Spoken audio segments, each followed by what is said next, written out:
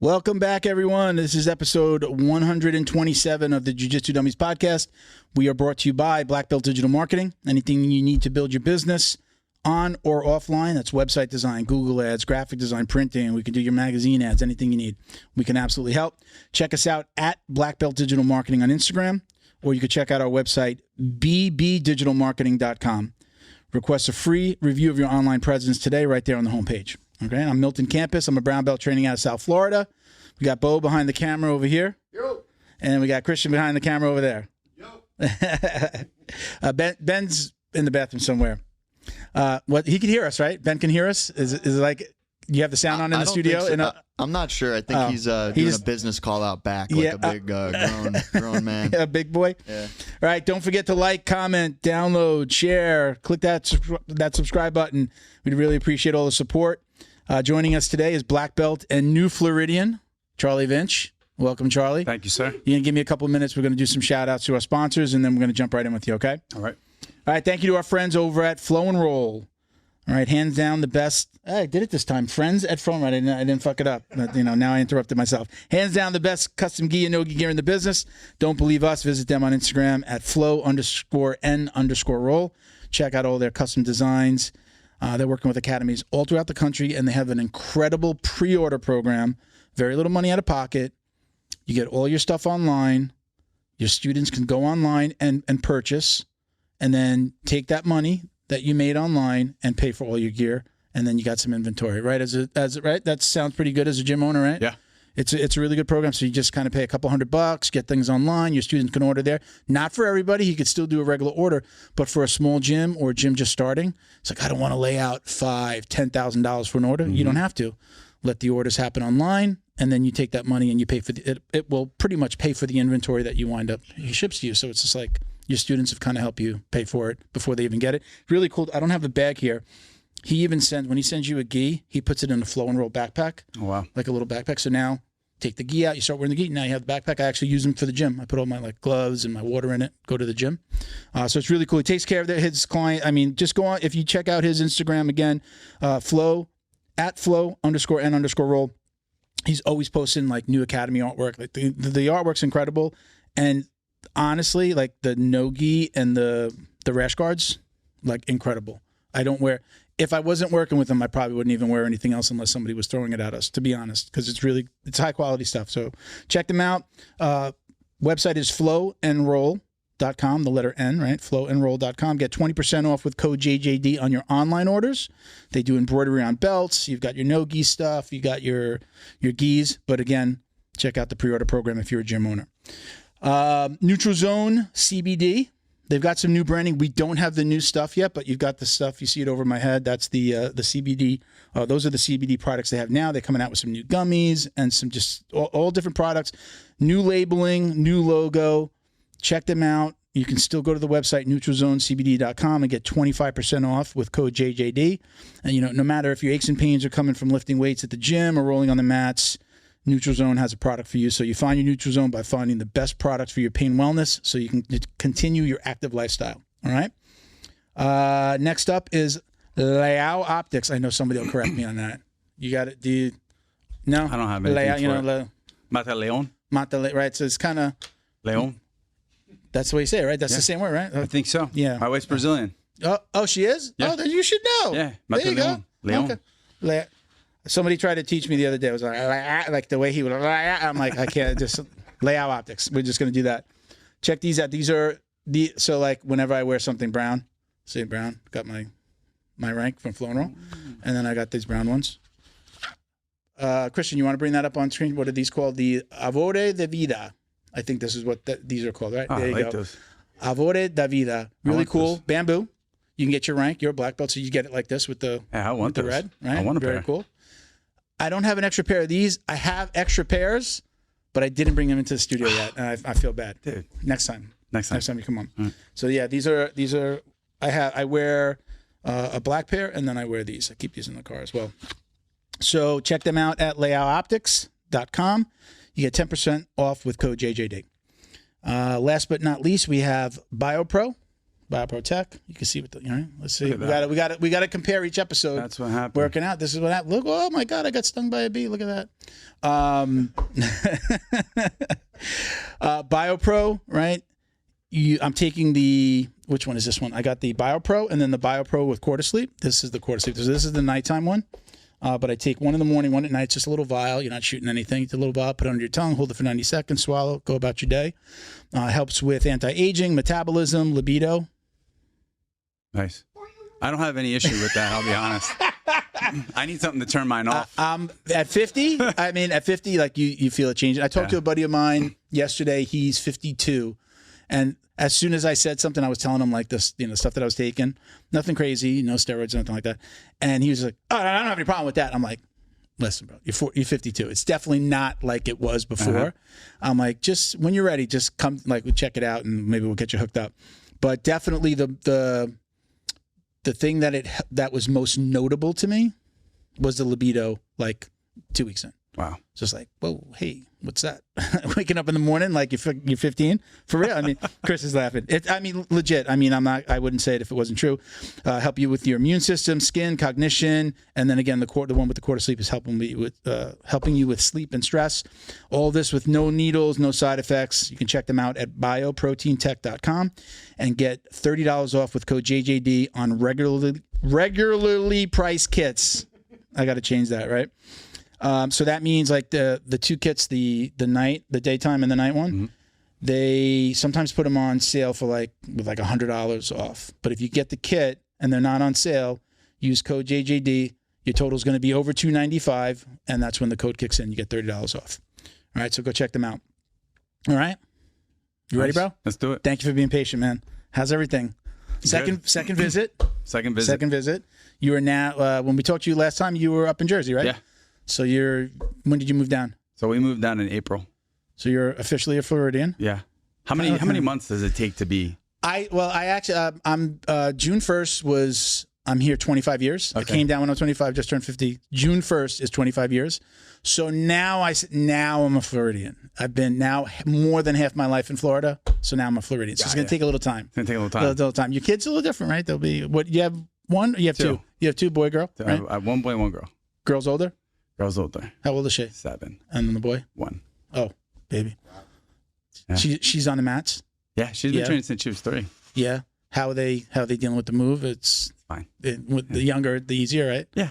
Yeah. Oh, we're moving to Florida. All right, Dad. Yeah. So where are you? Are you right here in Boca? Oh, we're at Coral Springs. Oh, you're in Coral Springs? I didn't know you were in Coral Springs. Right on the edge of Parkland. So the lower part of Parkland. I'm right there. Right by Eagle Ridge. Eagle Ridge. Like more towards Coral Ridge Drive? That side? Okay. Yep. Yeah. I just, if you know Coral Springs, I just moved in. I don't want to tell everybody where I live. There's a new building over there in the center of Coral Springs. I can tell everybody exactly where I live. That new building, I just moved into that new building that's awesome. That went up there on that area. Yeah, it's over by the post office. Beautiful. Yeah. Just moved. There's like nobody there. There's like 360 apartments. I think they said we were like 13% full last weekend. Okay. Like, yeah, that new. So it's just seeing little chickadees at the pool now. And there needs to be or there's going to be some commercial downstairs. Yeah. It's funny because they're doing. It's actually like they put up that building. Mm-hmm. So they're actually starting on the building in front of us. I thought that was going to be the parking lot. Everybody said because of COVID that they made that building smaller, and they were putting up. And then I thought it was going to be a parking lot in front.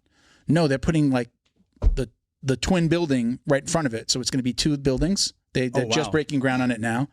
They're putting up a Hyatt hotel next to us. Then across the street, I don't know if you like those older one-story buildings. Yep. They're tearing that down. There's going to be, I believe it's the same construction company doing all of them. Wow. They're doing that. And then diagonally across, there's that grassy area. Yep. It's not even a park. I just think it's like an open area. Yep.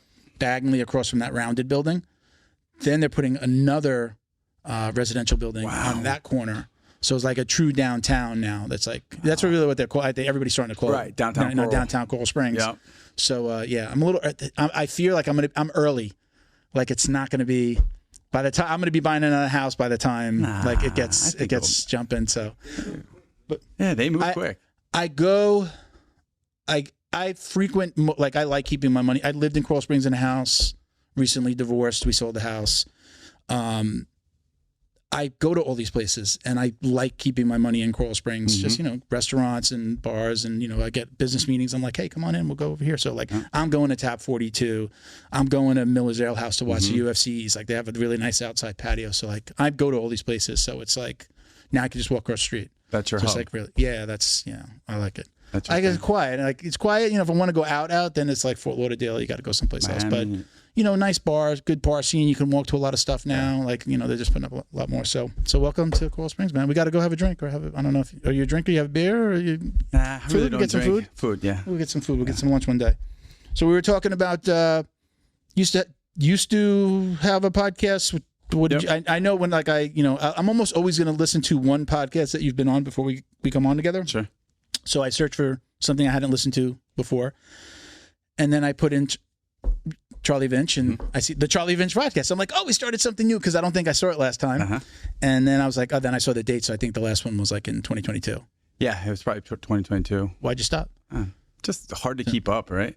Like this production is awesome. You guys have all your cameras. You have your staff. Like I'd love to do something. Like this. Do I get a do I get a referral fee if Charlie comes to do his podcast here? He starts up again. We'll figure something out. We'll figure something out. Well, I mean, for us, you know. We were lucky enough. I started in my wife's office. We used to like record in her conference rooms at her office. She like managed an office suite company, and then we moved it to my house. And then COVID hit, and we had moved. We were like moving because we were moving into the house. We had to like sell the house, rent while our house was being built. So then we had it in the new place, but then it was like we're in the midst of COVID. So it was like wife didn't really want people coming in, and then we moved it to Miami. Bo had an empty, real beautiful apartment that was empty.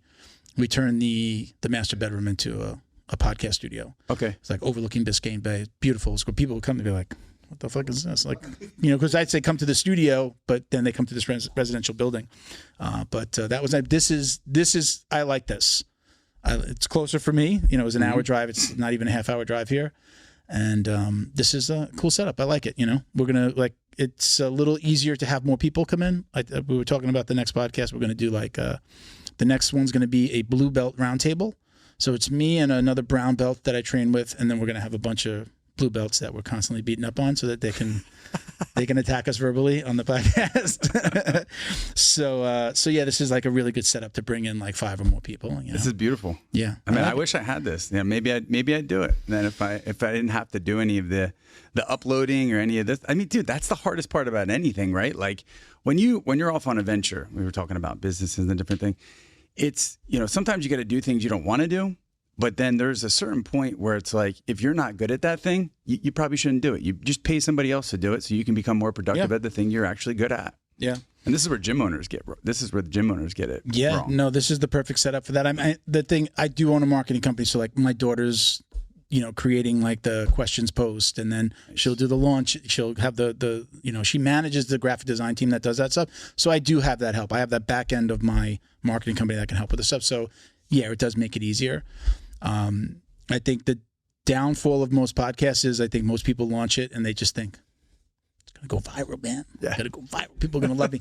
And Bono's like, I mean, there was a point that I was like putting $2,000 a month into it just for like advertising. I was running ads, YouTube, posting and boosting on social media. So like I spent a lot of money in the beginning, but I had a job that allowed me to do that. So I was just like, when we first recorded, it took off and I wasn't spending any money. And then I'm like, what if we spend a little money on advertising? Yeah. And then we did that and it took off. Don't spend that now. I absolutely don't spend that much now, but there was a time that I was spending that much a month just to let me nudge it in the right direction and let things build. But yeah, man, if you're ever going to do another one, man, this is a great place. You know who records here? There's a podcast called Slick and Thick. Mickey Gall. Mickey Gall? Yeah. UFC fighter? Yeah. Yeah, right? Who did he fight? He's the guy that like stepped up to fight that the guy from the WWE. That's how I always remember him. CM Punk. Yeah. Yeah. He was that guy. So Mickey's here? Mickey Gall. Mickey's from New Jersey, here. I think. He records here once a week? Yeah, he lives here. He moved down here to train at Kill He Cliff. also moved down here. Yeah. Where's Kill Cliff? Kill Cliff is in Deerfield. It's in Deerfield. Okay. Oh, yeah. I thought Mickey's from New Jersey, right? Yeah, he's from Jersey. Yeah. One of my buddies actually that I used to train was his striking coach. Yeah. Yeah. You used to train? I used to train Justin, and Justin is Diamond Striking on Instagram, and then he was training Mickey. Okay. for striking. All right. So What is it? a while ago. They're not like they're like more topical. They're not like MMA specific though, right? They talk a lot of MMA, but they do sports, political stuff. It's all over the place. Right. As far as what they The do. co-host is a comedian. Yeah. Right. Yeah. So it's like him and this guy. Great vibe. Check it. I mean, yeah, I started following him when I came in here, and yeah, it's he's funny. I was surprised that I liked it. You know, I haven't been listening to the podcast, but I follow, like, I watch all the social media stuff because I like the clips. Is he still actively fighting?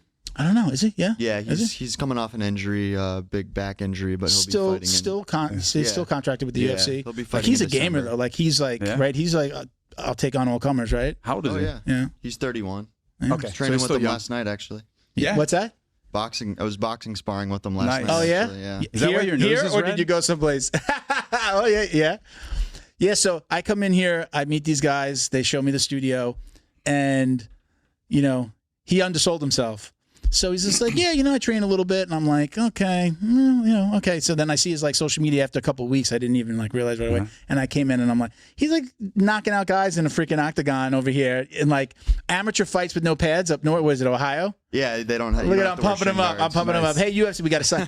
You got to get Mickey to get you signed. No, not after last night. I'm cool. I ate an uppercut and I was like, fuck this. You got to come to just do some jiu-jitsu, man. Yeah. I do. Yeah. That's my week. That's yeah. Yeah. Yep. Yeah, no, but I found it, you know, started following him on Instagram, and this guy's throwing hands, and I'm like, I'm going to follow him. he's like, yeah, I trained a little bit, and then he's knocking out guys in the ring. I'm like, he undersold himself. He knows. Look at see him smiling. He knows. He's like, yeah, I undersold it. But that's good. I respect that. He didn't like, yeah, I'm fucking, you know, Right. I'm the man. Look at me. Yeah. So yeah, if you're ever gonna do a podcast, man, this is a good place. These guys, they're good people. So tell us about for people that didn't listen to the first podcast that you were on. Tell us a little bit about how you got your start in jiu-jitsu and with who are you black belt under? So I'm a black belt under the Migleris brothers, who are out of Philadelphia. Animal, what is it? The Animal. What is it? What's Animal, his Instagram? Animal, it's like I think it's Animal Black Belt or Animal Jiu-Jitsu Black Belt. I think it's Animal Black Belt. Yeah, Animal Black Belt. Yeah, he's got some good shit. But go ahead. I'm sorry. And then him and his brother. Yeah. So Rick and Phil, they're both brothers. They're both, I think, one's a 5th degree, the other's a 6th degree under Helson Gracie. And they trained at the Gracie Academy back in the 80s. Yeah. Yeah. So they've been around for a minute. Dude, if you see their pictures on their Instagram, Ricky and Phil have pictures where Henner and Huron are children. Yeah. Like they're like 12 or 13, and Ricky and his brother are teenagers. They're like 17, 18. Yeah. So while they were at the Gracie Academy, you know, they were some of the first people to ever train with Horian. Wow. You know, these are like the first pack of people traveling from the East Coast to the West Coast to learn Gracie Jiu-Jitsu. Yeah. You know, and that's where I kind of like got all my belts under. But I started training in like, I guess you would call it like grappling, you know, back when I was 19 or 14, 15 years old under a guy named Rick Tucci. He had a program that he was under Eric Paulson, and he would do shoot wrestling. And then he was a blue belt at the time. We're talking, man, when I was 14, I'm almost 40 now. So we're going back a long time. He was a blue belt under, I think it was Hegan. Okay. So he would have a gi jiu-jitsu program once a week, and we just learned some jiu-jitsu. And then from there, I went to a club called Rhino Fight Team with Rob Garino. It was in Toms River, New Jersey. This is where all of like Frankie Edgar and the whole New Jersey kind of clan came out of, and then everybody started kind of branching out. And then from there, I moved with Almeida. And then from Almeida, I went with the Migleris brothers. We had Ricardo on a few episodes back. Oh, yeah? Really nice guy, yeah. Awesome. Super good cool. jiu-jitsu. Yeah. So I know, I heard you talk about like your first school, you were kind of learning MMA before anybody was calling it MMA, right? Correct. You were, was it Jeet Kune Do, right? Yep. You were under a Jeet Kune Do instructor. What do you call him? Sensei? JKD. He used to refer to himself as Sifu or it's a kung fu thing, right? The Sifu. Sifu, yeah, because it's all intertwined in that JKD, right? Yeah. So you were doing groundwork back then, but you're not even understanding that that's like what it is now, right? You were Correct. like, oh, this is okay. Let's do some jiu-jitsu now. No, you were kind of learning all aspects of martial arts. Correct. So he would break down his classes. Like, let's suppose the schedule was Monday was JKD, Tuesday was Muay Thai under Arjun Chai, and then Wednesday was shoot wrestling, and then Thursday was gi jiu-jitsu, and then Friday was boxing or whatever. And then he would have other classes, but I'm just giving you an example. Yeah. So we had a curriculum where we'd come in twice a week. 1 week I would do 1 jiu-jitsu class and 1 striking class. And then maybe the next week I'd do 2 grappling classes. It's a great mix like that. Dude, at 13 years old, it was great because, again, I'm 40. So we're going back over 20 years ago. The big thing then was it was karate, right? Like it was karate. So I didn't know. I was like, man, I want to do something where I punch and kick somebody, or like I know how to do martial arts. So when I got to be on the ground, I was like, oh, this is cool. I didn't even know what jiu-jitsu was. Dude, I remember when I trained with Rory Singer and Adam Singer at SBG at Straight Blast Gym in Atlanta, Georgia. Or no, not Atlanta. It's right by Atlanta. I was about 20 years old. No, I was before I was 20 years old. Probably 19 years old. I went out to their camp, and they're good people, and I trained with a bunch of their MMA fighters. Brian Bowles was actually the champion of WEC at that time. Okay. He was training there at that time, so it was that long ago. And the guys go, yeah, we're going to go up to Atlanta, and we're going to do some jiu-jitsu with some Brazilian guys. And I'm like, what's a Brazilian? I'm being serious. And it's just like, dude, we're going over 25 years ago. Yeah. It was like, I didn't have he's like, these Brazilian guys are tough. And I'm like, where's Brazil? I'm like thinking like it's in the Middle East or something. Does your wife know that story? You said she was Brazilian, right? I don't think she does. What's a Brazilian? Yeah, what's a Brazilian? So, that's how like naive I was and not knowing what was what. I just thought just fighting was fighting, just grappling was grappling, and MMA was MMA. And I get to this room of guys who are absolute killers. They were the original like ATT guys. Roberto Travin was there. Jucao, his name is, not Jacar, Jucao, another Brazilian guy from ATT. And they were just, they were killers. We had a good time. But I was like, yeah, man, those Brazilian guys were tough. Yeah, man. Jeez, you're going back there. So you go to, from that first gym, you said you went with, so what was your journey? So kind of like a JKD studio. Yep. And then where'd you go? JKD, and then from JKD, I went to like full MMA with Rob Garino. Did you fight? Did you amateur and pro? Did you take pro fights as well? So I did a bunch of amateur, and then probably back then was there a huge distinction between amateur and pro even at that time for MMA? There was, but there wasn't. Like it just started to happen when I started fighting. But we used to do in-house tournaments where you'd have another gym, you'd do a smoker, and there was, nobody was kind of watching. You just have another guy come in. You're like, oh, you're 180, I'm 200. We've been training for this long. Let's fight. So that they don't have to like sanction it as an official like state sporting event, right? Correct. That's how they got around it, right? Yeah, exactly. And dude, I used to do some boxing all the time. In Trenton, New Jersey, there's a gym called Goss and Goss. Barry Goss and Sammy Goss were Olympians back in like, I don't know, maybe the 70s or something. Sure. And they had a gym there. And what they would do is they'd get other local gyms. They call it gym sparring, but it was a fight. It was it was a fight because your corner was cheering hard. Their corner was cheering hard. I don't care if you had headgear on or not. You were going 100%. Yeah. And at the end, they would either say, hey, dude, you lost that fight or you won that fight. Gotcha. The only difference was there was a actual referee and it was sanctioned or it wasn't. Yeah. And we used to do these, every couple months.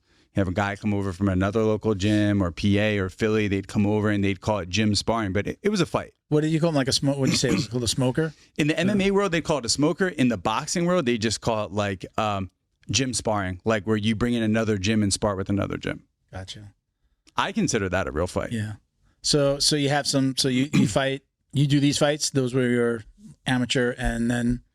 So I did smokers, but then I did actual sanctioned amateur fights, like through Asylum Fight League. I fought for a title in Atlantic City, New Jersey.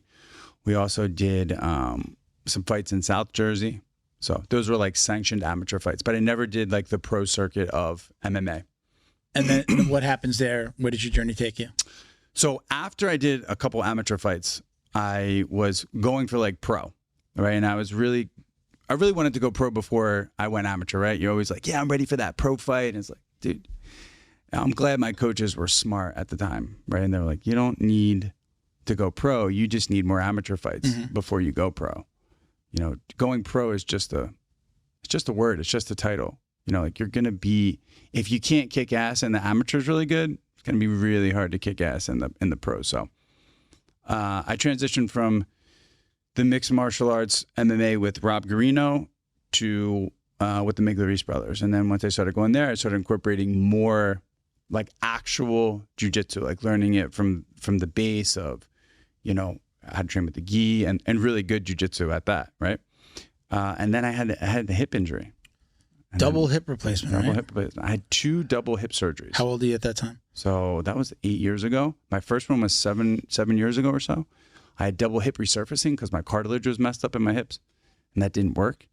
And then I had to wait another 6 months, and then after, I had to get double hip resurfacing done on both of my hips. And you see a lot of fighters have it now. Paul Felder's going through some hip stuff.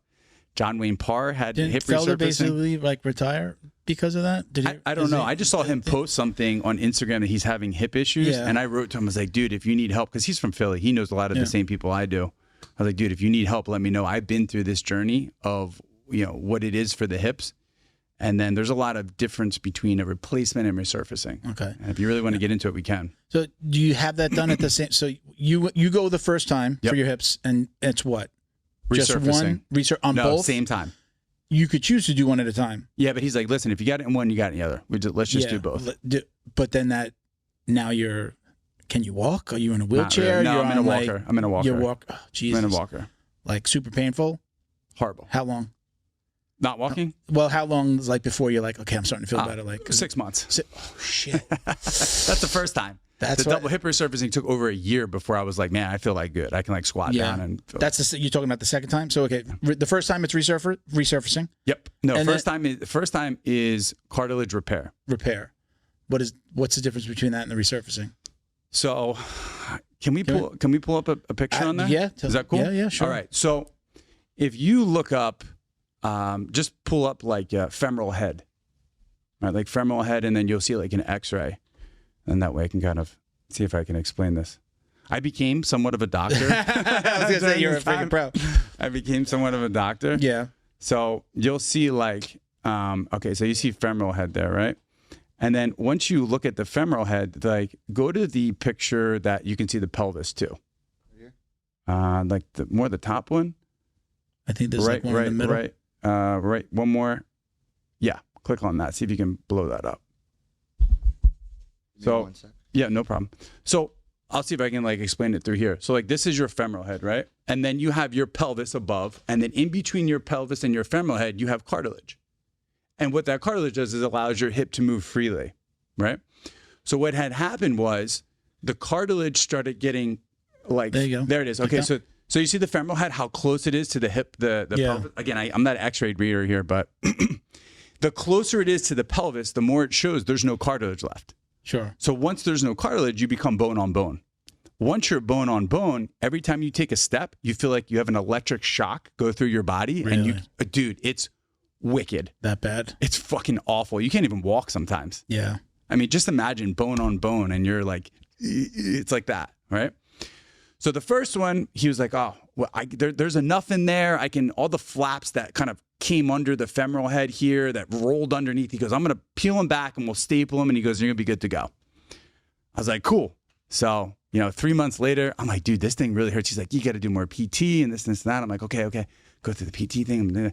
6 months later, he's like, I go back. I'm like, dude, this really still hurts in these positions. And he's like, let's do another x-ray. And I was like, okay, we're doing another x-ray. And he's like, I don't tell you. He's like, you don't have any cartilage left. And I was like, you just told me before 6 months ago, and then the day after the surgery, you told me I had cartilage left. It doesn't disappear in 6 months of me doing nothing. Where did it go? Just sometimes these things happen like that. And I was like, well, what do I do? Shit. He's like, pick a different lifestyle. Really? That's it. He's like, pick a different lifestyle. What happened when you knocked him out and he gained consciousness? I was too in shock myself. I was too like, what the fuck? That like I can remain calm, but if somebody said something like that to me, I would be like, I wanted to cry. Listen, I wanted to cry. I wanted to cry and beat him up at the same time because I was so like, what the fuck am I going to do now? Like, this is my whole life. Like, I love martial arts, and why I got into martial arts and what it does for me. I'm not going to be able to do it anymore. And how dare you take that away from me, And then I was like, man, life's not fair. And, all these. Rabbit hole. Yeah, rabbit hole. Thank you to Neutral Zone CBD, a Combat family-owned company that supports athletes and the people who love them. Neutral Zone strives to deliver clean CBD products for sports recovery in gummies, lotions, balms, roll-ons, and more. After a competition, a hard rolling session, or a tough day on the job, Neutral Zone has a product designed to help you reduce inflammation, increase cell rejuvenation, and may even help with aging joints. Visit NeutralZoneCBD.com and get 25% off your order with code JJD. And follow them on Instagram too, at MyNeutralZone. Special thank you to the crew over at Flow and Roll for all their support. Flow and Roll is renowned for their incredible no-gi rash guards, shorts, and leggings. Flow and Roll has quickly become the premier custom apparel provider for academies big and small throughout the United States. Reach out today to discuss your custom order and ask about their incredible pre-order program. You can send an email to flowandroll@gmail.com or visit their Instagram at flow_n_roll and shoot them a direct message. And yes, they can create an awesome custom gi for your academy as well. Visit flowandroll.com to check out their awesome designs, and while you're there, pick up a Jiu-Jitsu Dummy signature tee exclusively at flowandroll.com. And remember, you'll get 20% off your purchase of t-shirts, rash guards, or gis with code JJD. So he's like, I don't know what you want me to do. Just go figure out a different lifestyle. So then the real search became, who am I going to go to? What am I going to do now? So I started finding out about hip resurfacing, right? So here, the femoral head's still intact, right? And then they try to repair the cartilage that's here, but I was like this. So imagine a rim with no tire. You're just riding on the rim, right? So I'm riding on the rim. So now I have to figure out, am I going to do a replacement or resurfacing? So a replacement is where, so a femoral head is here, is where they whack off the entire femoral head, and then they put a metal bar in there, and then they put a fake cap at the top, like a fake head. And then in here, they put like a metal scoop. So you go metal on metal. Okay. From what I understand from talking to many doctors and talking to a lot of people, your dislocation rate is higher when you have a replacement as opposed to resurfacing. And that goes with how they enter and where they enter. And I'll show you the scars later if you want. All right. So instead, I opted for what's called resurfacing. Resurfacing is where they take just the head and not the femur itself, just the head, and they cut it off. And then they put a ball on top of here, right? And they screw it in. And then they put the metal cup in here. So you still have all the strength of your femoral arm. The replacement, they take the arm dislocation off. With that one as lower well? Dislocation. Lower dislocation rate.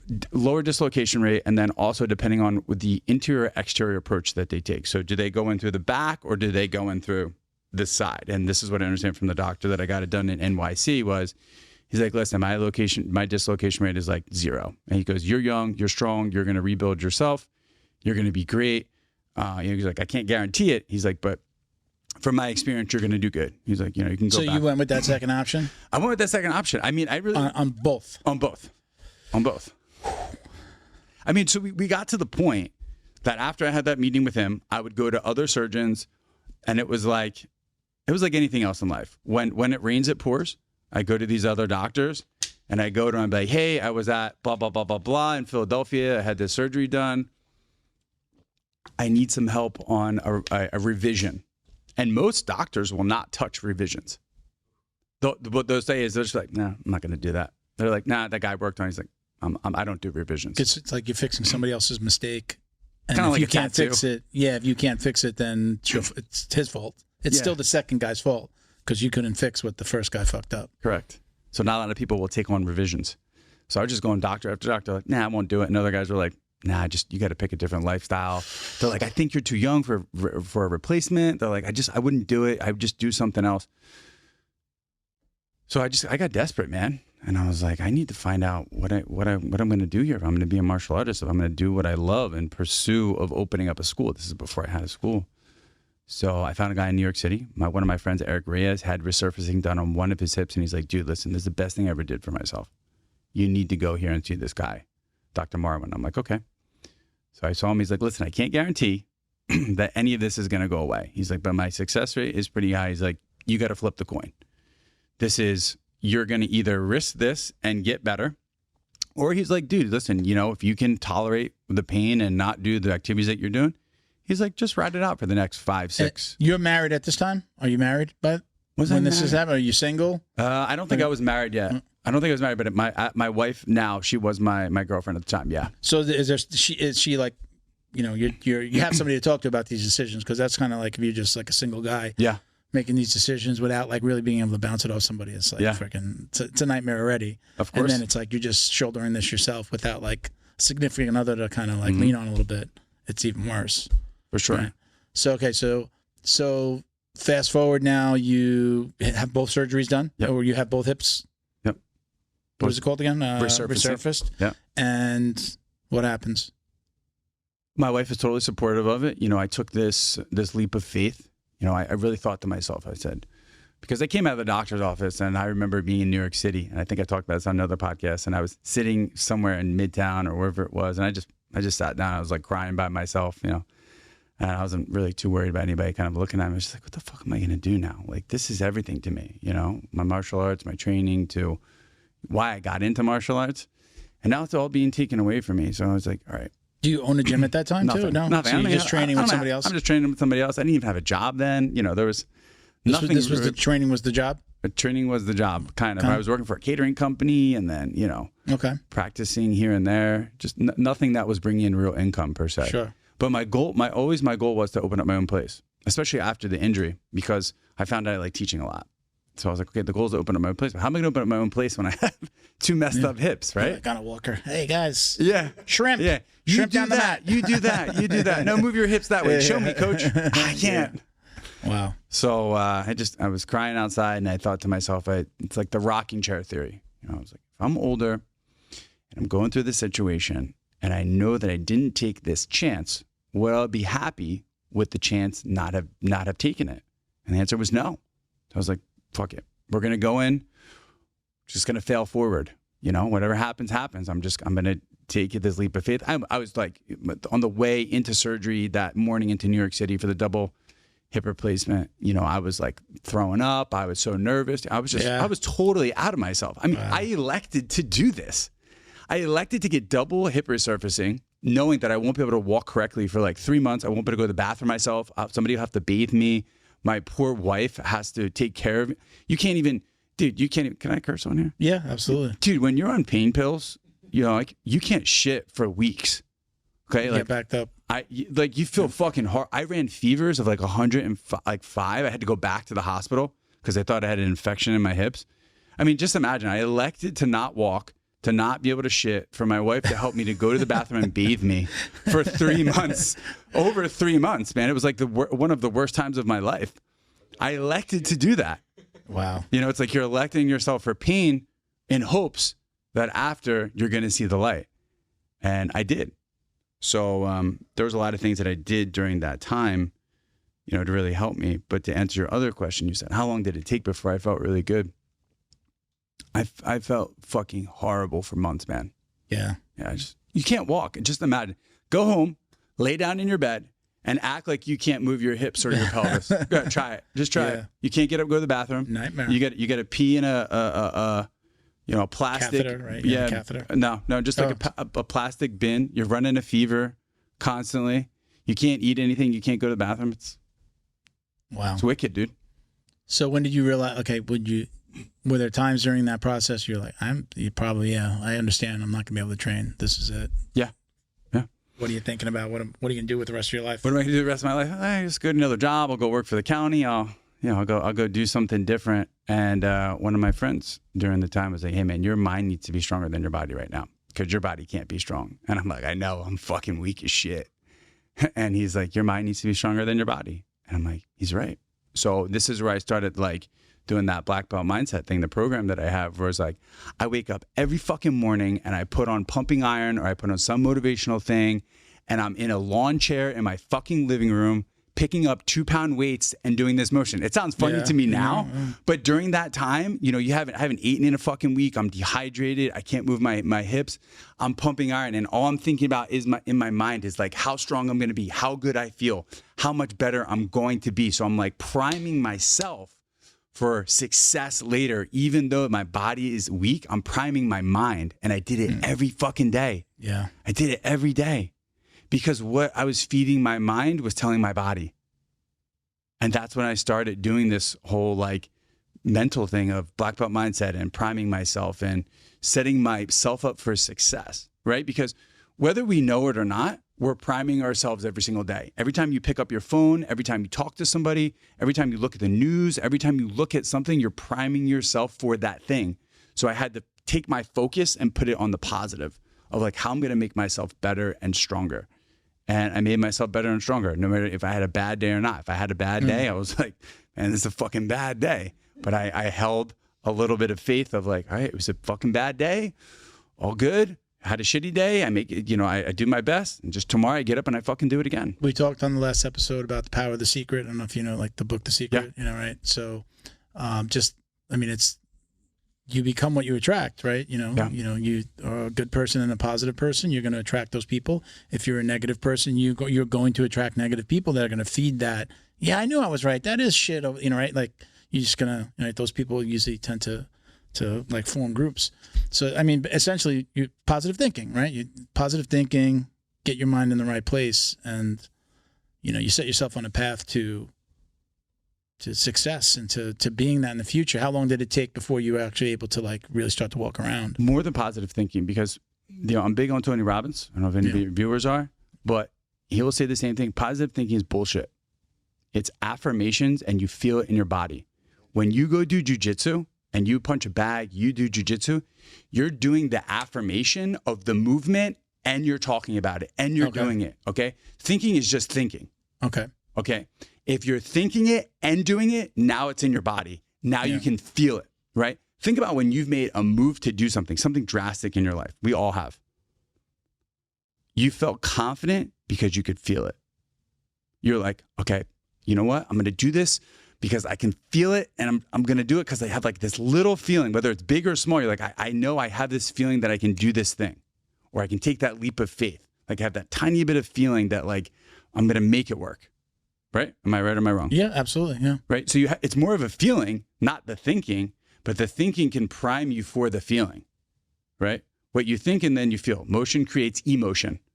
So when I'm moving my body or we're moving our body, we get like endorphins, right? We're like, oh, now I can start thinking better, right? So we start thinking about like, this is how people usually think about, and this relates completely to this. This is how people think about problems, okay? People usually think story, strategy, state. That's how they usually figure out problems, right? Okay, I'm in my mind. What am I going to do? Blah, blah, blah. Okay, now I'm going to think about the strategy of how I'm going to do it, and then I'll change my state, okay? When we should be thinking about problems, state, story, story, strategy. When you move your body, when we all work out, do you feel better after? Always. Are you thinking more clearly? Always. Do you have a better look on life? Always. Okay, so it goes state, you change your body, your state, your physical state, and then your story changes in your head, and then you can change your strategy. But you can't change your strategy with positive thinking unless you start moving your body and you start getting in a positive mood, right? Like, when's the last time you ever thought your way out of something?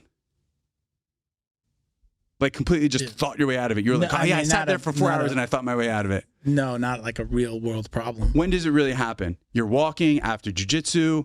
You had a good Mind workout. is clear and you're like, exactly. Right? Yeah. Exactly. Yeah. So your state, your story changes, and then your strategy can change.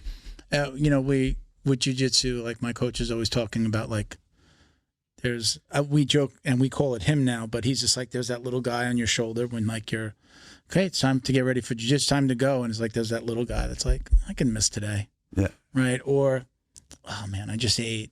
Or like, I'm sore from yesterday. And I call it, I'm like, as soon as I feel it, I go, Felipe's on my shoulder. I hear Felipe, like we have a joke. He always says, it's a choice. It's a choice to come in. You want to train? It's a choice. You make a choice. You make the choice to stay home. You make the choice. That's on you. It's like a little bit of a guilt trip. So there's my coach, little Felipe right there going, it's a choice, man. And you're like, fuck, man. And you start getting it. And you start, I know for me, it's like, I think we've all seen like a meme about like a guy putting on his gi and then like you feel like a warrior. Like as soon as if I see myself, I put my rash guard on and I'm like, see myself in the bathroom and then I'm just like, all right, let's fucking rock. Like I could be feeling really shitty, headache, stress from the day. And as soon as I start getting ready, I'm like, oh yeah, we're going to fucking go to battle. Yeah. Like, you have to get your mind in the right place too, because you're about to train and like, guys are going to try to choke you. You can't be like, let me, you can't be, it's what is it like? It's like Pavlov's dogs, Yeah. right? With the Ring the bell. bell. For me, as soon as I grab my gi and my rash guard and I start putting stuff on, I'm like, okay, it has to change. You have to. I could be having the worst day, and as soon as I start getting ready, I'm just like, all right, we're gonna fucking rock. And I do always know. I relate that. I already know how I'm gonna feel in 2 hours. Yeah. I know how amazing I'm going to feel, no matter how I feel going in, that I'm going to feel so much better. The stress is going to be gone. My mind's working on problems when I don't even, this guy's trying to choke me, but my mind back here is working on a problem that I might have, business or family or whatever. And I come out and like, there's like such clarity.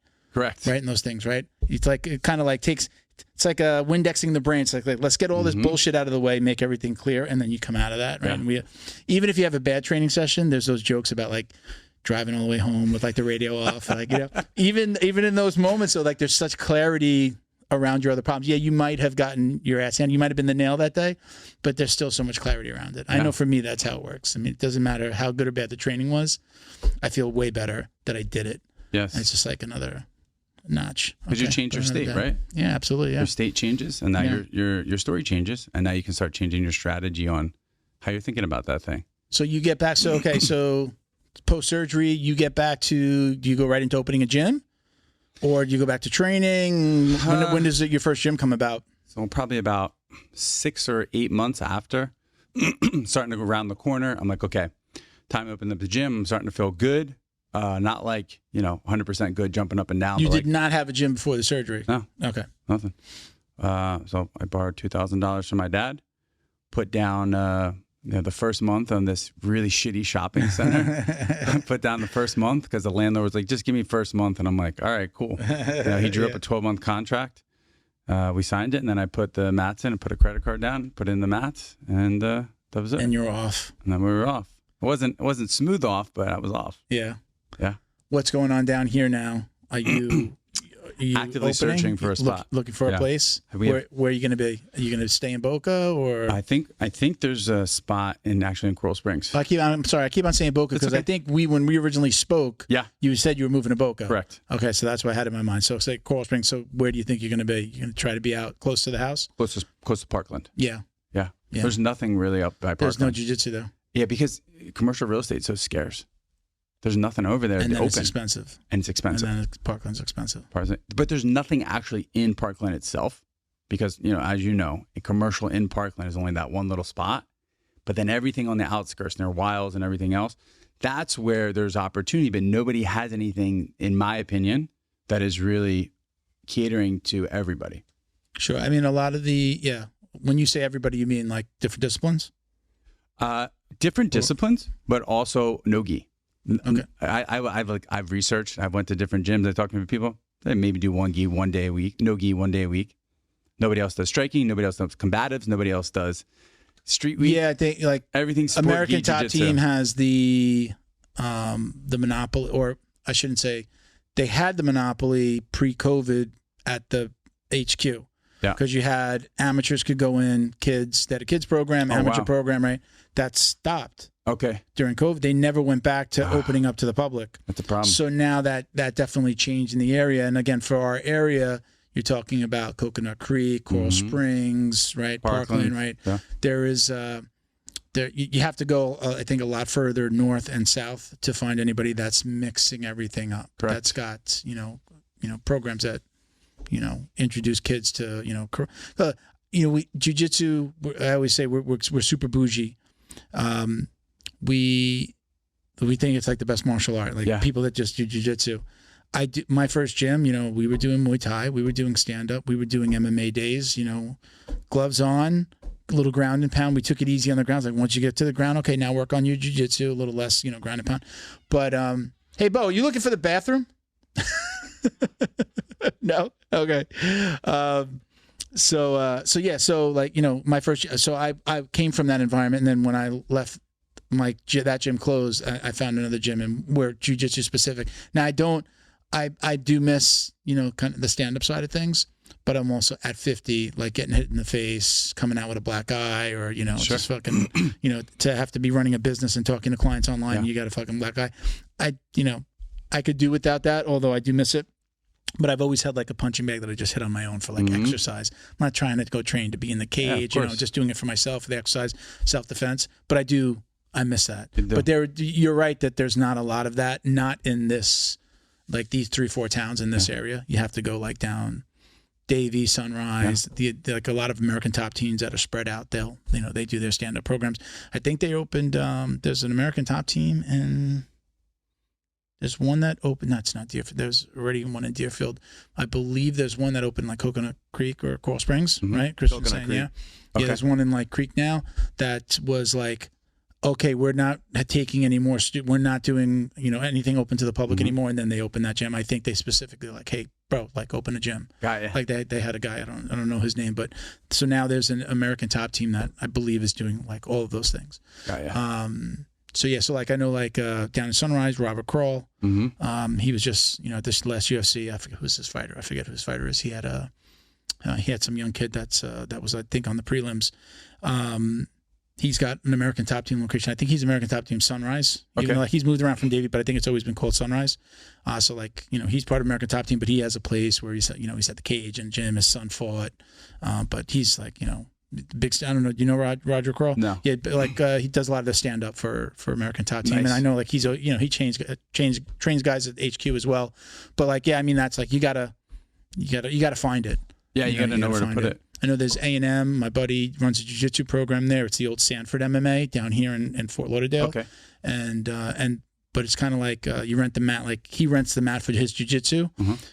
He's got something going on. I don't know if he's going to be taking it over completely. But then then another company, another guy comes in and does like the stand-up side. So then there's like he gets off the mat, with his guys, and he might have just a whole different class, a whole bunch different students that don't do jiu-jitsu that come and do stand-up, or like pros that, most people know the place. It's like a golf karting place right off of 95. Okay.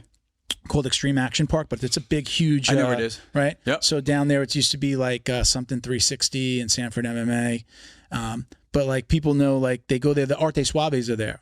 So if you go to the back. Like you have to walk, you don't walk through his gym, but if you go through the karting place to the back, there's a basketball court behind the gym. It's like a huge warehouse. So it's like jiu-jitsu in the front, mats in the front, bags, then like a huge, like it looks like a football field where people come in, like football players come in and train. Like a trainer can come in and train his one guy. Yep. There's weights in there. And in the back, there's a big freaking like basketball gym, and that's where they do like Arte Suaves and some of the tournaments. Oh wow! Right there in the back of that gym. So he doesn't own that, but like he does his jiu-jitsu classes on the mats. But that's what that place is. But that's like another place where like there's a mix of everything. Yeah. But it's still like different schools doing it. It's different coaches, different schools. It's not like one company. Now Drew might have something going on. I saw him posting like something's coming soon. Yeah. Like they're expanding or something's. I think he might even be changing his name. I'm not sure. But yeah, like so there's I know those places, but I don't know a lot of others besides those that do, unless you go up to like West Palm Beach or further south. Correct. So there's a niche to be filled. Yeah, for sure. And what was it like your nickname, like the Striking Wizard, right? I think I put it on your first one. Striking Wizard. I think I saw it on your Instagram, but it was like Striking Wizard. Where did that come from? Was that your own nickname? Is that like some? Yeah, my own nickname. When I was in the boxing gym, it was the Vice. The Vice. The Vice Vinch. The Vice Vinch. Yeah. Charlie the Vice Vinch. Yeah, and the guys used to have a joke. The kids in the inner city used to have a joke. They used to be like, yeah, for this dude, you're gonna need a gun for this guy. Oh yeah. Yeah. Hey Christian, you want to spar a little bit later? I'm cool. Yeah, you good? After last night, yeah. I'm cool. I know how to control it though. You're right. Like so, back to the niche thing of opening up the gym. You just said, "Hey, I don't want to go to striking class because I don't want my face beat up." I think that most of the gyms just take the wrong approach into training people. Right? They think that everybody wants to be a fighter, and then they try to train everybody like a fighter, and then that's how they lose retention. But that's also how you can lose a great martial artist, right? Because we talked about in the last podcast, Jiu-Jitsu and MMA are the only sports where people think that they can go 0 to 100 in 2 weeks, right? It's the only sport where people think in Jiu-Jitsu world, who own businesses, who are bad at running business, in my opinion, think that people need to be learning in this advanced way so fast, and then they're ready to spar in like a month or 2 weeks. Maybe some people are, but the majority of people are not, right? if you wanted to become an Olympic boxer and you wanted to learn boxing and you went into Freddie Roach's gym, how fast do you think that he would put you in the ring with the professional boxer? Not fast at all. Okay. Right. You're gonna be training for months, if not years, before you really get in there with somebody He's serious. going to have you skipping rope and doing footwork and learning to punch in the mirror before you even probably hit pads with anybody, right? Sure. So why is it any different in the jiu-jitsu world? We think we're like this big exception. Yeah, I mean, I think like lots of places or the smart places have a competition class. Either advanced or competition. Or competition, yeah. Those Correct. are kind of interchangeable, I think. Correct. So, like my school does that. Smart. You know, like Friday is just like, I was watching a text chain. They're doing some morning classes now, and it's just like, listen, this is advanced drilling. And it was a blue belt, and it was just like, this is advanced drilling for people who want to compete. Mm-hmm. So like they're adding slowly. It's funny, like my coach, as his son gets older, I think it's like he's 16 now. He's a coach there, you know. So I think as he's getting a little bit older, you know, like he can be there. He has guys coming in now to train him, and he does a lot of competing. So I'm not saying like he's running the class or anything like that, but it's changed as the system is getting older. We have a lot of the kids that have been there for 10 years, longer than I've been with my coach, that are now adults, like, you know, started at 6 or 7 and they're 17, 18. Yeah. They've been training 10 years, and I'm, you know, we're training with these guys. So, yeah, I mean, a good school, I think, you know, has those distinctions, you know, they have those lines. And then it's just like, hey, white belt, look, this is an advanced class. You can come in, you got the drive to do it, but know that this is about competing, or know that this is advanced technique. But not everybody does that. I don't even let, if we have 2 different classes, I'm not even letting the white belt come into the advanced class. It's just, it's confusing them. You know, they can watch, but to do class, just, you know, it doesn't make sense. I mean, they need to be in the basics class. They need to get it really good. They can do positional sparring there. They can even, you know, unless there's an example of they have a wrestling background, or now we make an exception. We're talking about everyday person. They've never done anything like that. And we talked about it in the last podcast. I know that was controversial for some people. I'm quitting if I can't roll in the first month. I quit. All right, cool. Then we're not the school for you. Yeah. That's what I say. Yeah. I hey, remember no that. I put out that clip. Yeah. We're not the school. I'm not the school for you then. There's a place down the street. They'll be happy to, you know, put you in the mix. You'll last a couple months and then you'll quit. But that's part of it. Like, you have to find a gym.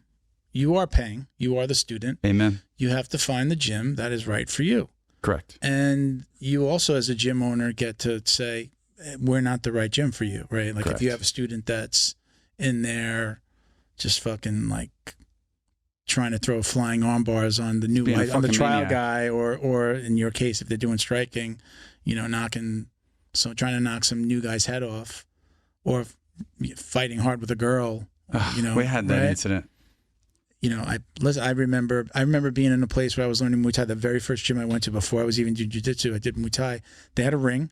I went in the ring, and we were supposed to be doing some light sparring. And there was a couple of guys that were amateur fighters. They were there to fight. That was their job. They were training. And this fucking guy gave me an uppercut. And the fucking coach was like, stop! Like, I didn't even get to react. I had, like, rang my bell, like stars, little birdies, Yikes. You know? It's like, what just happened here? I'm thinking, you know, at least my 50% and his 50% were not the same, right? Correct. So I've been in that situation, and that guy kind of got in trouble. He's like, dude, look, first of all, you know, I kind of always looked a little bit younger. I'm in my 40s. This guy's like in his 20s. Yeah.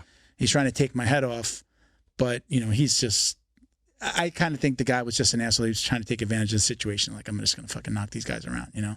But I think, you know, if you have a good coach, I've heard you talk about this. If you have a good coach, he's not even going to put anybody in those positions. No, you're not fighting with this guy over here. You're going over here. You're going over here. Yeah. You guys, I should not have been in the ring with somebody who's training, who wants to go pro. Yeah. Not at you know, in my 40s. And the coach of the gym, their responsibility is to make sure everybody's protected, making sure that they're advancing, and making sure that they're progressing, right? That's yes, other people, when you're an adult, you should also take that upon yourself, but the coach should be aware of the whole room, of what's going, of kind of the vibe and who's who and what's what. Like, you have to be responsible for that. If you are not, you're just being lazy, in my opinion. You're just being lazy. So yeah, I wouldn't let that matchup happen. And also, you know, if you came to the gym and you wanted to do striking, and make sure that, you know, you weren't going to spar right away. You get your hands really good first, and then you can do positional sparring. Then you can do just jabs, and then you can when you feel comfortable, ramp it up. If you don't want to ramp it up, well, make sure that you partner with somebody where you can still excel without punching 100%. You're not getting ready for the UFC, are you? No. The other person in the gym probably isn't either. So plenty of the best striking coaches who I've ever, trained with say there's no point of going 100% unless you're going to be fighting. Gotcha. I agree. You could even argue and say, yeah, well, you need to go 100% to see what it's like to get punched and move hard. Yeah. All right, cool. You want to do it? Have at it. But I don't think that there's anything that you're going to actually benefit from in the long run by going 100% with somebody else who also doesn't know how to control themselves either. Besides, maybe you say, hey, I got some real world experience there. Okay, cool. I mean, you could have gotten it the same way without punching 100% too, right? People are like, oh, you got to know what it's like to get punched hard. I already know what it's like to get punched hard plenty of times. And I'll tell you from experience, you can't toughen your brain up or your chin by getting punched harder over time. It actually diminishes. It always has to start though. Like I think I don't own a gym. I've been in coaching situations on both sides. It has to begin with what are that student and their goals. Amen. Right. We talked about that last podcast. Yeah. You have to start from there. What are your goals? There has to be a conversation. What are you here for? Yep. Because I've absolutely told people that have asked me about jiu-jitsu, or like, oh, I want, younger people, I want to fight, or like somebody has kids. I tell them, find a good school. My school is really great with kids. If you're in my area, come to my school. If you're not in my area, find a school that has a good bullying program. They have some type of like anti-bullying. Anti-bullying, bulletproof. Like Gracie said, the bulletproof program. I don't know if they still run it under that same name. Yeah. But like, find a school that does that. Like, why you want to get little Johnny into jiu-jitsu or martial art? Oh, he's getting bullied. Or hey, he's active. He's a good school with a good bullying anti-bullying program is a great start for adults. And I'll like teens to adults, if they're again, they think that they want to fight. I go, listen, go check out American Top Team up the road. Back when it was when they would take in people off the street before it was just all pro at the HQ. I'd be like, ATT. Yeah, you want, because you're going to get a real taste of whether or not you could do this pretty quickly. Do you want to do it or not? Yeah, you are going to be getting it. You want to fight, and they probably are going to throw you in with somebody who's going to kind of tune you up. Yeah, tune you up a little bit, and you're going to find out if you really want to do this. So they're going to try to figure out if you really have the the balls for this. Sure. But yeah, it definitely starts there, and you got to figure it out. I mean, I've always called myself a hobbyist. Some people are like, you shouldn't call yourself a hobby. I'm a hobby. I'm doing this for me. I'm not doing this for competition. Which I've done some. I competed at the lower belts. Might maybe want to compete. Like if I retire or hand my company over to my daughter, and I have more time and I can really put in what I believe it takes today to compete. Yeah. When you're, especially like on the cusp of black belt. Now, you're master. I guess I'd be like, it's over 50. Is that executive? What over 50 is what? I thought it was like over 52 or something. Was executive. Okay. So if masters or executive, but you get into at black belt. I'm a new black belt. There are black belts that have been there for a decade. Correct. Even longer, right? 20 years at black belt. So it's just like, that's a whole different beast that you have to think about. So you have to really be on point, not only technique, strength, cardio, like you have to have everything. Even if you want to compete at an amateur level, because you could go into one of these competitions and be fighting somebody who is a competitor, right? Like IBJJF, new breed. There's no distinction between, look at Demetrius Johnson, right? He just won the IBJJF Masters in Vegas. I saw that. But I'm sure that there were guys that showed up, and maybe they saw him on this, that he signed up. But there are guys that showed up and were like, I'm a hobbyist. I'm a lawyer, doctor, dentist, garbage man during the day. Yeah, I train 3 to 5 times a week, and I show up and I'm going to fight a world champion or the 1FC world champion. I'm going to go in and fight that. Like, that's like, I think that's ridiculous. I think there needs to be some, like, if you're a pro, you're a pro, you're fighting here. But the fact that you can show up, you can be an amateur hobbyist fighting. I think some people like that, like Miguel, my old co-host, who's going to be back next week, by the way. I think that's great that I can go out there and fight some guy that was in the UFC or he currently. Yeah, good for him. I think that it's like I think that's a little crazy for the average hobbyist, I think that winds up being like a little bit of a deterrent for them to maybe fight again or to show up. Yeah, but yeah. Agree? You agree? No, I agree. I think that there should be a distinction between like you're over here. This is the pro side of IBJJF, even at that tournament, and then this is the. But then you know what constitutes a hobbyist, and what constitutes somebody who's a pro. Like Correct. you know, is doing lots of tournaments make you a pro? You know, or is it like if you're in an organization, if you get paid by an organization, okay, is that now you're a pro? Sure. You know, so it's just. I don't know. It's kind of weird. Not that I don't compete post-heart. I had a heart attack. You know, right? We talked about that. I had a heart attack like 7 years ago. After I competed once after that, and I was like, "Ooh, this is different." Like my cardio just wasn't in the same. My heart rate was like going up really fast. It's not like that anymore. So now I'm like, "Oh, maybe I could." But then again, and now it's like, okay, you're higher level. You're starting at a higher level. If I go in and I'm competing at black belt, it's like again, now you're not it's a scary prospect. It's just like. You're going in knowing like you're at a complete disadvantage to somebody who's been training 20 years. So it's just like, am I just their grappling dummy at this point? I feel like I'm a realist in that. I know I've talked to some people who've been like, fuck that, I'll fight anybody. And I'm like, I know, that's great. Yeah. But, you know, you probably, you know, I want to go in there and I want to go up against somebody. I want to be matched equally. Yeah. Weight, experience. Now, I don't care about how much they train. Like, match me at somebody at brown belt or black, whatever. Let's just say brown belt. I'm still a brown belt. Let's match me up with somebody at brown belt who's my weight, my age, with my experience, right?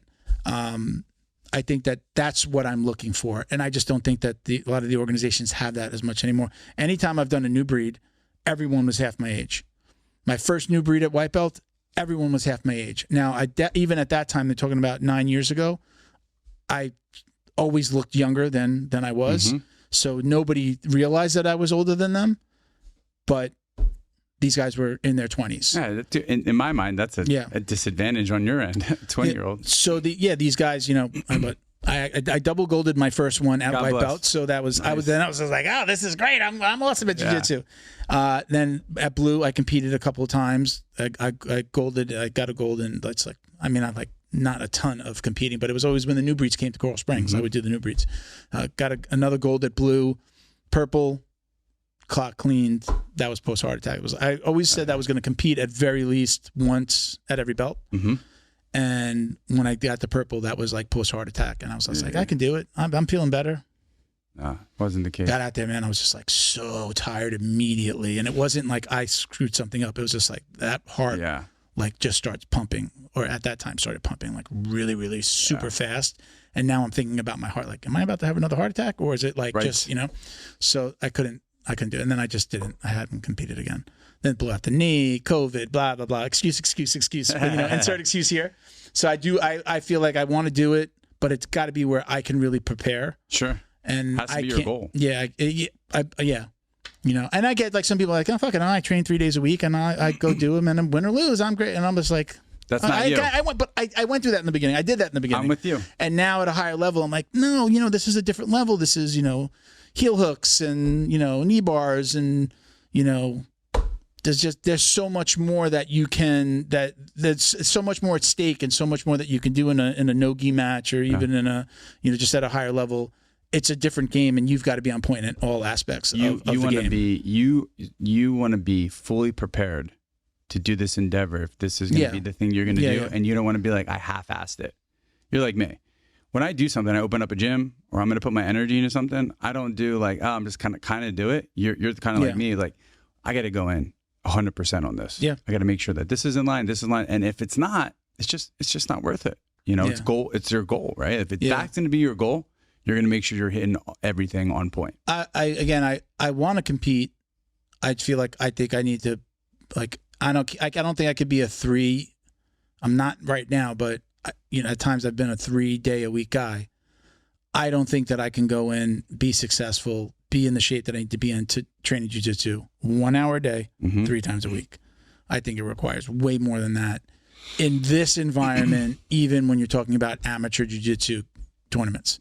You know, again, that are mixed in with people that might be fighting in other organizations, right? So I just, not shitting. I have shit on on competing a little bit in the past, but it's not. I'm not necessarily shitting on it like it's horrible. I think that it could be cleaned up a little bit. Like I'm not a big fan of the steroids, and I'm not, Now you're talking about it's a whole different beast. I remember when I went to the new breeds in the beginning, it was just like there wasn't hardly anybody there. Yeah. And now it's packed, and you're seeing like all the coaches and all the gym owners, and now they're giving out team trophies and all that stuff. Like it's changed. Like it's serious, even at the new breed level. The JJFs are like I've been down to the Miami Open. It is nuts. They're well run. They're well run, and people are prepared.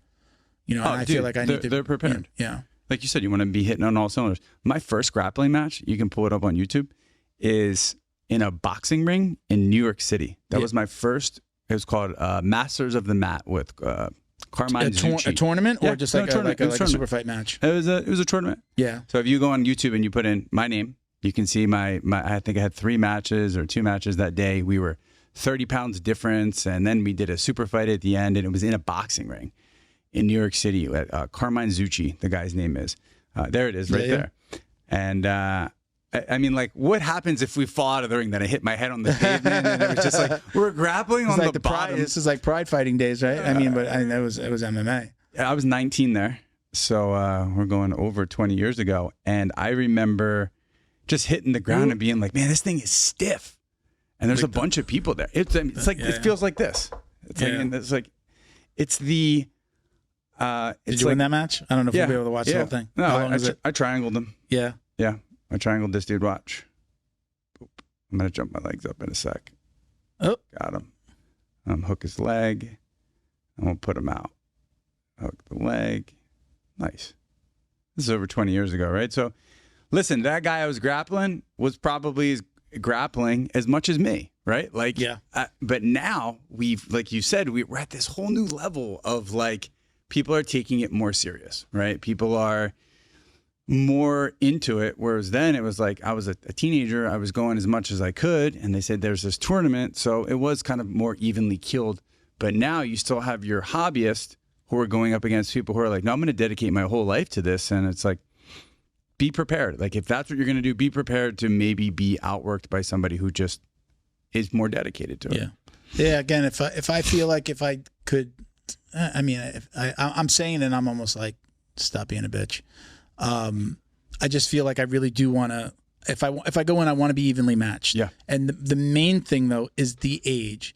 When I was going to the new breeds again, I don't know about it. I never did an IBJJF. I would always do the new breeds. It was here. It was just like, oh, let me go locally. It's right here. Yeah. That was my level of commitment at the time of what I wanted. It's here. I'm going to do it. I got to go to work tomorrow. There was never anybody my age. I always went in with grouped me in. So like I might be heavier, like my weight might have been heavier, but they were putting me with guys. So it was like, again, I would love to do it if I haven't had the experience where I am fighting people my age. Yeah. I think I did one fight with a guy my age the entire time, right? It's unmatched. No, it's unmatched. We've said that with my coach. Yeah. So my coach right now that runs the school in New Jersey, he did the IBJ, or he was going to do the IBJF, but he blew his knee out right beforehand. But same thing happened to him.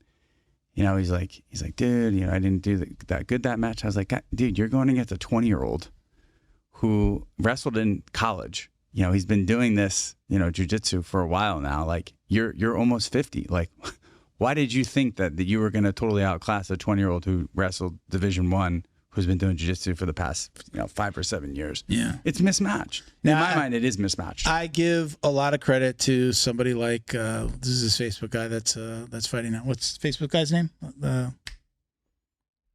Who's the owner of Facebook? Who started Facebook? What's his name? Zuckerberg. I'm sorry. Yeah. Zuckerberg. For him to go out there, knowing that half of the population hates him. Yeah. Right, you could just pretty much like put a line down the middle. Yeah. Half the population hates him, half the people love him. But to walk out there on a jiu-jitsu, I mean, did he use his real name when he signed up? I don't know. But that's balls to walk out there knowing that people already don't like you. Yeah. And it's you got a 50-50 shot that the guy already doesn't like you because he has his views about Facebook and politics and whatever. And then to go out there and if you suck, you're immediately a meme. Yeah. Right. Somebody's recording, and now you're the meme and whatever they're gonna. And I mean, I don't see it in my feed. people gave him props. I do. He did well, right? He gave him props. His balls for getting out there. It's balls for getting out there and even trying.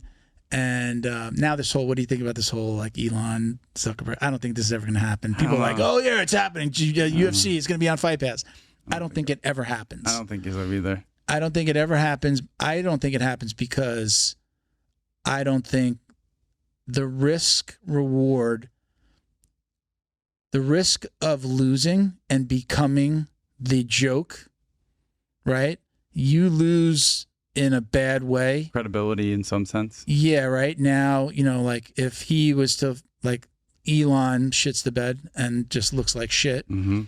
Now you're a fucking meme. Mm-hmm. Now it's just like people think you're a joke. And I think that it does, like, it's a PR nightmare for him and the company. So I don't think it's worth the risk. There's no, on the reward side, what's the reward? I beat up the Facebook guy? Yes, for Elon and so if it does happen, right? If it does happen, it's really about both of their egos internally. Nothing, it really doesn't have to do with, I mean, I don't think the public's view of that one of them winning would sway their net worth at all. It would just become memes. And, guys like that really don't give a shit what a lot of people think anyway, because they're doing stuff that they could care less. So I think it really is more about, if it does happen or if this is really real, it's more about both of their egos.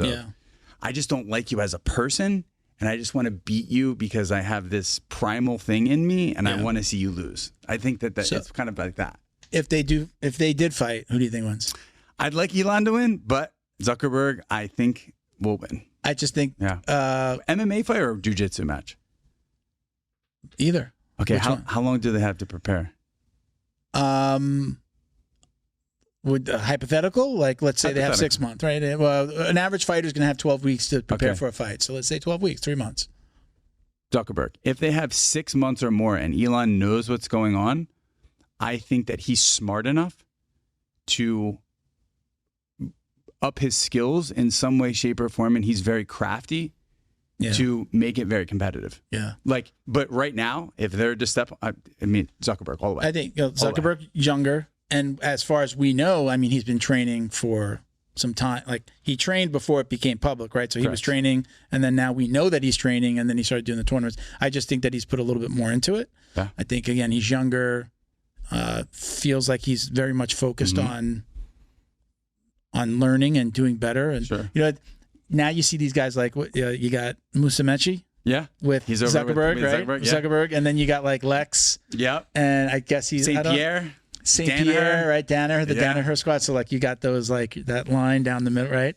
So he's got a smart team on the side. Elon's got a smart team, man. It would be fun. It'd definitely be fun to watch. I would watch it. I'd pay for the pay-per-view. It'd be the biggest fight in history. I just don't think it ever happens.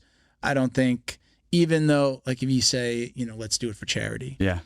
I just don't think that it ever happens again because of the PR side of it. It's like there's not a lot of upside for you. There's not a lot to gain other than, again, the memes, the positive memes that for the guy that wins versus, as soon as somebody comes out and they start fucking flailing around and, like, the skill goes out the door, like, that's just a fucking meme. And again, now you just, do you care? Like you said, I don't think they care. Is the billionaire fucking watching all the shit that's being posted around him? I don't know. Maybe, owns Twitter or X, whatever the hell it's called now, right? I think if it were up to both of them, and I have so many thoughts about it. I think if it was up to both of them and they could fight in private. Okay. And not even televise it, I think Elon would definitely do it. And maybe just train together, like have a training session together. You heard the thing, like Elon said he's going to go to Zuckerberg's house. Did he really say that? He said something. He was like, I'm going to go. He's like, I'm going to go to your house and I'm going to knock on your door and we're going to fight like in the front yard or something. I'm like, whoa, he's mad. He's pulling a Tyson. I'm going to eat your babies. Yeah, maybe he's just trying to do it for an intimidating factor, or maybe he really just doesn't like the guy and he just wants to hurt him. Like there is a primal part of us that, it is hard to erase. Like when you're really mad about something or you have like a thing for somebody, Yeah. I think that as much as we want to be, refined human beings, certain parts come out of us that, sometimes we're like, whoops. I'm Team Zuckerberg, and it goes back to, I think, from a practical perspective, it's just like younger, looks like he's been training longer. Sure. I think he can beat him, just like you're looking at skill level. But I loved when he posted send location. Do you right? To people that didn't know, that didn't understand that, they just didn't understand that. It was like send location. Okay, I get it. Like, hey, I'll fight him anywhere. Send the location. But the fact that was like a reference to Khabib. Yeah, to Khabib. And if he did it, especially if he came up with that himself and not like some PR guy that runs his social media, the fact that he posted that, just like his MMA IQ, like for me was like went up, and I was just like, that was like the best meme ever. That the guy, freaking Facebook. It's just the Facebook guy is like send location to another man because he wants to fight him. As soon as I saw that, I was just like, okay, I'm Team Zuckerberg on You're this. Team Zuckerberg. What if Elon gets like a chip and puts it in his brain and he starts downloading? Seriously, he has something with pigs that he puts in there. What if he gets some? That's what I'm saying. Talking about like, was it the Matrix? Almost like the Matrix, dude, right? Like he downloads Jiu-Jitsu. He downloads. Yeah. I mean, that could be. I'm not going to put anything past Elon, right? Yeah. Like I would never put past like that. Elon is the kind of person that when he does something, kind of like when we talked about when he sets out to do something, he seems like the type of person who's like, I'm going to fucking win. Like I am not going to puts everything this. Into it. Yeah. I am going to make sure that I win, and I'm going to find out a way to do it and make you wrong. Yeah. So I think if he were to actually take it on, he would figure out some way to absorb sort of knowledge from John and everybody, and I agree, man, 100%. All right, so let's get into a couple of these listener questions. Oh, I have some too. If you, I got the ones that you sent me. I have more. You have a few more. Yeah. Let's do 3 so that we don't run too long on time. Sure. So I'll do 1. You do 1. Do 2. I don't care. Whatever. Sure. So, we talked about injuries. So we have Miguel Serra asks best ways to prevent or limit injuries, from the guy that was talking about hip replacements and resurfacing. The best way to limit or wait 1 second here. I want to make sure I do this right for the next one. Oh, these are all from Miguel. I have some other ones here. Okay. So best way to prevent or limit injuries. I read something on Instagram here the other day from maybe it was like a performance doctor or somebody who's in the physical kind of realm. I don't think there's any way to completely prevent injuries. I think they can just happen at any time. I guess the best way would be just be smart about who you train with and know the intensity of what you train, and know that injuries can happen. I don't think there's any way to just to not have injuries. I think a good way to get injuries is to train stupid, to train 100% all the time. Yeah. Yeah. I like, I've mentioned this before. My coach, when we're pairing up to spar or even to drill, he'll yell out, grab somebody that makes sense. Yeah. Right. So it's not like the 300-pound white belt is fighting a girl or the blue belt teenager who's 165. Like that just doesn't make sense. Correct. And like he definitely will switch us up. Be like, well, no. Like no. Go over here. You over here. Milt there. Milt, grab this guy. Smart. And we do that. But I think that definitely helps. But I mean, I rolled with a guy this weekend. He was he's a friend of mine, a new friend. We're like business associates. We're in the same business group, and turned out he ex-Marine, teaches combatives, and is doing some things in that realm and as a civilian now, and he's a blue belt. Cool. So easily 265, 275. Greasy Jiu-Jitsu combatives? No, a Marine, the combatives program in the Marines. Yep. So we're rolling, and I say to him, the coach says, guys, first one, flow roll, no strength, and I'm like, flow roll, you good? Right? He's like, yeah, I can flow. But like, went at it. I'm like, maybe his 50% is, my 100%. Yeah. He went at it hard. I rolled with him a second time. I had him in a lockdown. He put his head right here at the bottom of my sternum, and he was just pushing pressure, and all of a sudden I hear pop. On your sternum? On my sternum. I hear pop. And I'm like, ugh. And I'm like, was that sound your head or did I just pop a rib? There's not a lot of pain there or anything, but something popped. Somebody told me that like you can actually crack those, like I guess like cracking your knuckles. Mm-hmm. Loudest pop I ever heard. I'm like, what the? Any pain? Not now. Then? No, not really. No, right, no. I don't have any pain. So he didn't break a rib. But point being, that guy, like there weren't a lot of big guys. And it was funny because he was like rolling with other people. I'm like, oh, God, this guy's going to hurt somebody here today. Because again, we're saying, let's roll. Let's flow. Yeah. Then he really went at it. Now, new environment for him. He hadn't trained in a while. Yep. He was definitely like out of breath early. So big dude, freaking like 6'4". Oh shit! Dude, yeah, big dude. Monster. Yeah, and so anyway, yes, I just think it's about how you pair up and who you train with to limit. Right. The question is, how do you limit injury? You're going to limit it by rolling with people that make sense. Yep. And I think for me, I also want to say you've got to be able to be. You have to feel comfortable telling a training partner when they're doing something that you feel like is going to hurt you. Like, exactly. Hey, dude, the guy we just said flow. The coach just said flow. So it's basically like. In my mind, that's like catch and release, movement, catch and release. You're not yanking on anything. Show the wrist lock, but don't wrench it. Show the Kimura, but don't fucking try to like rip the guy's arm off. That's what I see. At brown belt, I'm not scared to tell somebody that. Like, whoa. Yeah. I can elevate, or do we want to do the flow? Mm-hmm. I can elevate. You want to elevate? Okay, just let's be on the same page. Mm-hmm. And that happens, and nicely, not like I'm gonna rip your head off now. Like I'm just like. Oh, do you want to flow? I have training partners that I train with, and we look at each other and we're not flowing, right? Okay, so let's go. So then we'll roll. But there's an agreement there. Yeah. And I think that at any belt level, you have to be okay with expressing that to the person that you're training with. Don't be scared to tell somebody, hey, no thanks. Especially if they're dangerous, right? If they are a dangerous person to the gym and to themselves, don't be upset and just go, nah, next round, or nah, man, I'm good. I don't want to train with you. And some gyms have those kind of people where everybody's avoiding them, and I'm usually one of the bigger guys in the gym, so I definitely get avoided by people like really. But I mean, I'm not because I'm like dropping my weight on them, but it's just like I'm the bigger guy. These guys are like under 200 pounds. I'm like walking around at 230. Yeah. I have a little trick. I will give Miguel. Again, talking about being verbal. Like, make sure you talk to your partner. If you're going with somebody that's known to like have no control or doesn't know how to flow, do not be scared to ask him to show you a move.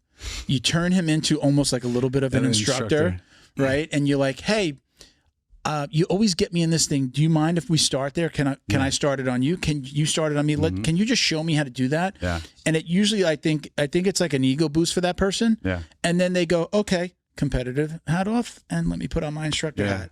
And I know that I love to help people and instruct. So like, I know that works on me. Sure. But I'll definitely even like be like, with that person, I'll be like, all right, take my back. Like I'll put them in an advantageous position if I understand that they're like, okay, they don't want to go hard. But I think that's a little trick. If you're the white belt and there's the brown belt that has no flow with a white, like he just wants to rip everybody's head off, turn him into an instructor, ask him a question, ask him to teach you something, and it usually slows them down because now he's like, oh, I can't beat this guy. I have to show him this thing. Mm-hmm. And it usually, and also, if you're the white belt, you're usually the new guy there in the gym. You don't have a relationship with these people, so they don't know you, you don't know them. It definitely gets you in a place where now you're more familiar. Yeah. It's harder to beat up your best friend, right? That's a good point. Right? Yeah. So, all right, go ahead. Next question. You have one there? So Next have one from NYY, New York Reg 12. Okay. Best advice for dealing with a knee injury and frustration with not being able to train at 100%. This kind of goes back into, what it's like to not be able to roll for. And just note here, between both hip surgeries, I didn't roll for almost 3 years, right? So when people are like, oh, I can't roll for a week or two or a month or two, I'm like, bro, listen, I've been there. Yeah. I've been there for a long time. I would say progress equals happiness. So set smaller goals. Think about maybe your diet. Maybe you can clean up your diet. Maybe you can watch tape a little bit more. There's always something we can do besides roll hard. Everybody thinks like, if I can't roll hard 5 rounds, 3 days a week, the life's over, I can't progress. And we know that that's the furthest thing from the truth. You can work on your flexibility. You can work on your endurance. You could work on your diet. You could work on new skills that you're going to do. You could work on your positional stuff. You could work on your mindset. You could work on your breathing. There's 100 different things that you can work on. Kind of a lot of stuff that I talk about in the Black Belt Mindset program, where you think you're limited to this one thing, but you have the world, by the balls, because there's so many other things that you can concentrate on now that you've maybe been missing. Yeah. So I would say that those things. So the initial question was training. Repeat the question for me. Best advice for dealing with a knee injury and frustration with not being able to train 100%. So tape it up and stop being a pussy and go train, right? That's that's actually they're right there. Irresponsible. Right? But there are coaches out there. I remember being in a room. I can't say it, but there was a high level coach giving accolades to guys that were training through injuries and see, that's the way to do it. Yeah. I obviously think that that's stupid. Dumb, especially for people who are stay at home, who have jobs, who have families. I do think, to piggyback on what you said, everything you said, I agree with. And I know for me, when I was a white belt, not off of injury, but I was addicted to watching videos. Mm-hmm. I found Jason Scully early. He's from New Jersey. Yeah, right. Awesome content. Yeah. I still this weekend I do it. I usually wake up for open mats. I grab a coffee. I use coffee and a banana. I try not to eat breakfast before open mat. Mm-hmm. Coffee and a banana. Got to get something in. And I'm watching. I just put on his stuff. It's just 55 close guard techniques in 9 minutes. Mm-hmm. I just put them on. I pick out ones I like. I usually try to find something that we're drilling in the school that day, and I watch that. So for somebody that's injured, I know for me, feeding my mind off of the mat is a big part, especially in the beginning. I think I was already in love with jiu-jitsu the second I got on the mat, and that I was just hungry for the knowledge. I think that gave me a leg up on a lot of people that were around me, because they were done with training and went home and went about their life. I was going home and literally to the point where my wife's like, really? You're going to lay in bed watching this? I'd put on Jason Scully. I'd shoot from my phone, cast it, YouTube to the TV. And I was just constantly consuming jiu-jitsu. And the Jason Scully stuff for me was big, because it'd be what are we working on in the gym? I'd look up that thing or find that video. Right now we're doing a month of close guard. Yep. At my gym right now. Awesome. So I went back to those close guard, because it's just again, 50. I don't know all 55 techniques, but now at my level, I'm there. I'm in that position, and I do that. So for somebody that's not able to be on the mat, it could be I know people that are I'm hurt. I can't train. I don't want to even think about it. Yeah. And I think Miguel said that one time. He's no, I'm hurt. I don't even want to be thinking about, I don't want to watch an instructional, basically. I'm for me, it's just if I can't train my body, I'll train my mind. So I have been injured, and I did do that, where I just consume things and buy or watch instructionals, get the free stuff on YouTube, and feed your mind at least. Correct. While you're trying to recover, while you're trying to do other things and get your mind back to a place where, what you went through, you can be positive and you can start to think about actually getting on the mat again. So many more things to do. Prepare yourself for the things that you've lacking while you are on the mat. Yeah. Maybe your flexibility. Maybe it's your strength. Maybe you have no muscle. Maybe you need to lose weight. Maybe you need to learn how to breathe better. Maybe you need to be more flexible. Well, now's the time to do it. Yeah. When I started and I was watching videos, my coach hated it. He hated that I was that I watched videos, and I was his only student. It was I started your coach with him now or before? My coach then. Okay. My coach when I started with opened a gym. He was a family friend, opened a gym, and I was one of his first students. I was really his second student, but it was a girl that trained and left for a week. She was the wife of one of his friends. She trained a little, and then she stopped. So I was his only student for a while. I was literally getting privates almost every day that I trained. And then people would come in and stop. So I was training with him, and I would be hey, I saw this move, and he would just be Jesus. But he wound up taking to it. I used to bring my iPad, and we would train. And at the end of every class, he'd be all right, what do you got? And I'd be all right, grab my iPad and be look, show me how to do this move, or show me the way that you do this, or where am I doing this? And we would discuss that move, and he wound up starting to actually like it, because it gave him something else to teach me, because he was going off of his curriculum, and showing me things that he wanted to show me, but then I was getting like maybe like an advanced technique from someplace else. So then it was a good mix into like, I found north-south by myself, like north-south chokes I found on my own, like just different things that I did were not things that he taught me, but that he helped me refine because I did bring him to him. So he went from like rolling his eyes to, yeah, go, what do you got?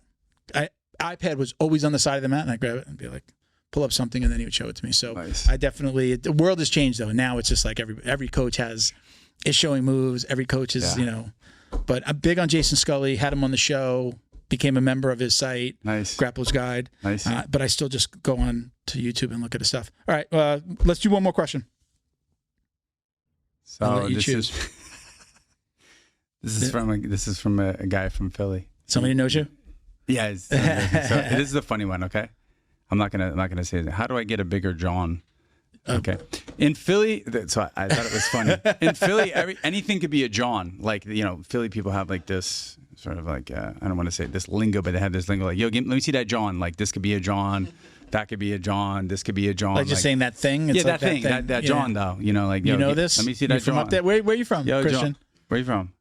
Cleveland. So I know they a lot say of kind of people. know that. They don't say that in Cleveland, but No. I have some friends from there, and yeah, John is a popular. Yo, cuz, what's up with that John? Yeah, Yo, yeah. Yo, You described it perfectly. A John could be it could be a bottle. It's like forget about it. Forget about it. Could be like forget about it. Yeah. You know, it could be a good thing, bad thing, right? Yeah, where'd you get that John from? You're like, what John? You're like, you know, that John in your head, that hat. So what was his question? What did he say? How do we get your John bigger? I don't know. It could be, no answer to that. I have no answer to that. I love the guy. That's why I answered it. All right. So if any of those guys, when they gotta let the podcast go live, if they hear their question, for people that don't know, right, you can submit a question. We usually post before every guest comes on the show. If you submit a question, you hear it on the show. We'll mention your name. You mentioned his name, right? That was Diamond Striking. That was the guy I first trained. Okay. Yeah. If you hear your question used on the show, send me a DM on Instagram, and we'll get you out a podcast tee or mug. You see the podcast mugs up there. We'll send you out a podcast tee or mug, your choice. And that's the thank you for sending questions. So let's do our drill down. So we're gonna do. Let's do it. We'll let Bo do his sound effects. So it's time for the drill down. There we go. High level here. High level. I like that. So we did this with you last time. Yeah. Questions might have changed a little bit, but we'll just go through these real quick. And I like to tell people that like these are probably the most popular questions that we constantly get. So we just group them here at the end and we ask everybody. Sure. So gi or no gi? No gi. Takedown or pull guard? Takedown. Music during rolling? Music. Yeah. Yeah. Gotta. What kind of music? What's your go-to? You know, I really like house or club music. Yeah. That like upbeat. Yeah. I like rap. Like. Yeah. I'm from New Jersey, man. That's what we do. Yeah. Are you watching Jiu-Jitsu? We just talked about watching videos. Do you watch Jiu-Jitsu when you're not on the mats? Yes. WNOs, flow grappling, Flow. Yeah. I like flow. IBJJFs, like the tournaments you watch? No. I'm not interested in point grappling. I think I love it. Those guys are great. I watch Megarelli sometimes. I just think that's a lot of them have adopted their whole game just to the point system of winning. And hey, listen, those guys could beat me on points, and you know that's great. But it's just not my thing. I just don't like that. I like the action of the sub onlys or the flow grappling or the ADCC. For me, those are way more exciting. I'm liking the 1FCs now. Like I like that they've integrated one, to grappling matches into those cards. I think that's definitely the way. That's the way that grappling will continue to be elevated, popular. To get more popular. I still don't think it'll ever be just like you can be a casual MMA fan, never have trained, and want to watch MMA or even boxing, right? Correct. You be a fan, and I watched boxing all my life without ever stepping into a ring. But jiu-jitsu's not like that. No, you gotta. There needs to be a certain amount of like IQ, jiu-jitsu IQ. So I think that 1FC is going to get us there. And I even like what the UFC is doing with like kind of the fight pass and airing stuff. And I think I might actually break down and actually buy the fight pass. Yeah. Because I like that they're putting like the pros in with like, an MMA fighter with like a jiu-jitsu only guy. Like I like that mix and really get to see where your level's at. And I love that the jiu-jitsu guys are always kicking the MMA guys' asses. Yeah, they are. All right. Favorite competitor to watch? Gordon or Nicholas. Okay, how about MMA? Oh man, So many good fighters. I like Izzy. I like him a lot. I know he just lost. What do you think about that fight? I actually thought about that fight, and I was in my mind. I picked Strickland. Yeah. Just because of his tenacity and his ability to go forward. And Izzy is more of a counter fighter. Strickland is more of he'll play counter, but he's a big pressure person. And I think the reason that Alex, the Brazilian guy, knocked out Strickland is because he also plays a counter pressure fighter, whereas Izzy, he's very much just a counter fighter. Yeah. So stylistically, sometimes when you look at martial artists, it's not so much, who beat who, but more so like, what is your style against my style and how can it be that much Did more you see the video? There's a video out of Strickland with Pereira. Yeah. Did you see that video of their training together? No, and Pereira is showing him basically that combination. Okay, the inside punch when he goes for that big hook, he throws that straight, right? Yeah. There's a video of them training together and like going over kind of that combination. And like you're right, like Alex comes in very straight up. He'll pressure. And Strickland came in like that too. Strickland came in straight Strickland up. plays that shell. Yeah. But he'll come in. He's always in, and Izzy's more of a defensive counter fighter, and he'll get offensive when he needs to. But Strickland's just like put my head down and I'll just take punches and I'll get in there eventually. You rewatch that fight and look how Strickland just controlled the ring. Like he was on the outside of that octagon design in the middle, like in the ring, right? That encircles the middle of the ring. There was like very few times, maybe once or twice, where they were actually fighting in the center of the ring. It always moved to he just had Izzy on the outside. He was able to cut him off and just keep putting him back in there. He controlled the ring. Good footwork. You know what I'd like to have seen Izzy do in that fight a little bit more? Is use that side kick that John Jones uses. Yeah, to the thigh. Yeah, right above the knee there to kind of really get him to stop, because the way that Strickland stands and the way that he comes in, it's very hard to get him on that jab off, and because Strickland is so good at like doing that pullback and that roll.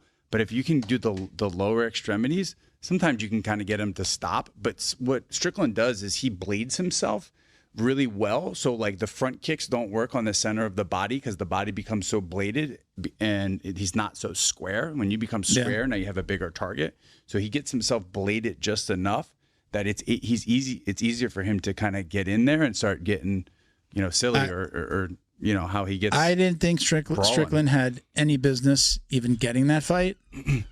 And look at that. Crazy, huh? Yeah. How crazy is that? Yeah. All right, so ultimate goal in jiu-jitsu.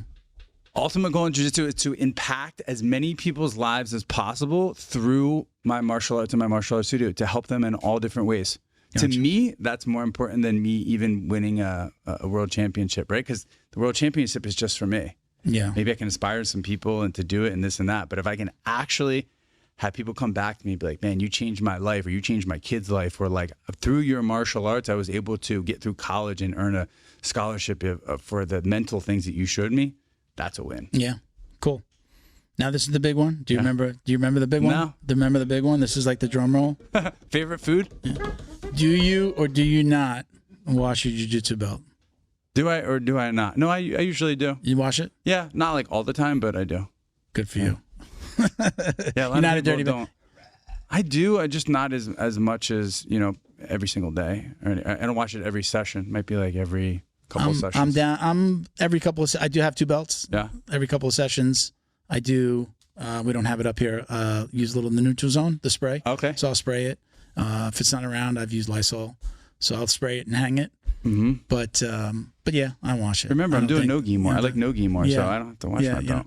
So your gym though, you'll have a gi, no-gi. You started to talk about it before.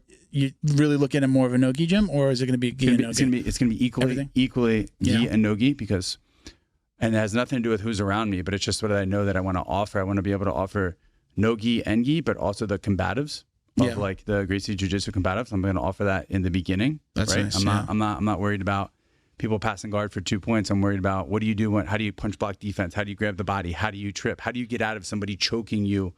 Standing forward. Yeah. A lot of people want to know that stuff. Yeah. The Valenti brothers are phenomenal at that stuff. They caught a lot of shit for that for a long time. I don't care. Yeah. No, I agree. In general, from other people. I agree. And Henner and his brother are some of the most underrated jiu-jitsu practitioners ever. Like, I don't care if you're world champion or not. If you roll with those guys, You can ask Glover, Jeff Glover, and all those other guys are like, wow, these dudes spank me. Yeah. Oh wow. I mean, look at Huron when he fought Galvao. Did Galvao run through him? No. And how much does Galvao weigh more than Huron? And then the strength and the steroids, right? All the other stuff. Did he smoke Huron? No. Okay. And how much more does he weigh? He was 40, 30 pounds more, whatever. He's a competitor. Is Galvao not an animal? Absolutely. Is Huron's technique and his ability to hold his cool and do well against somebody that good was that impressive? Look how bad Galvao beats other people. And he wasn't able to do that to him. And how much does Huron compete? But when you think about that too, like my coach always says, for every level there's another level, right? You got, the Gracies, you're talking about Galvao, then look what Gordon did to Galvao. Like it's just like Gordon's make him look like white belts. Magarelli and Gordon, these guys are like, so yeah, I think a lot of people underestimate Huron and his brother. And I think they underestimate these guys, but they're really good. Yeah. Just because they teach combatives doesn't mean they're not. These guys are good, man. They've been doing jiu-jitsu for a while. People think if you teach combatives, you're not good. My coach, the Animal, I swear to you, I would put him up against almost anybody. We've had world champions come in from other parts of the country, and they'll be like, I had one guy come, I won't say his name, great guy. He's amazing. He trains at a very popular gym here in Miami, and he's very, very well known in the jiu-jitsu world. And he told my coach, he's like, dude, you could win ADCC right now. Yeah. That's what he told me. He's like, bro, you could win ADCC right now. He goes, I swear to God. He goes, I train with guys who train at ADCC. He goes, you could beat these guys. And Rick's like, nah, I got too many kids. Like, I'm worried about running my Go studio. back to the commitment, right? Like, I don't care. He's like, I've done jiu-jitsu forever. So, just because you teach self-defense doesn't mean you're not good at jiu-jitsu. Thank you to Feito IT and AV, specializing in commercial and residential automation, security cameras, CCTV, POS, and more. Check them out at feitoitav.com or call 305-428-2515 and let them know the dummy sent you. Thank you to Neutral Zone CBD, a combat family-owned company that supports athletes and the people who love them.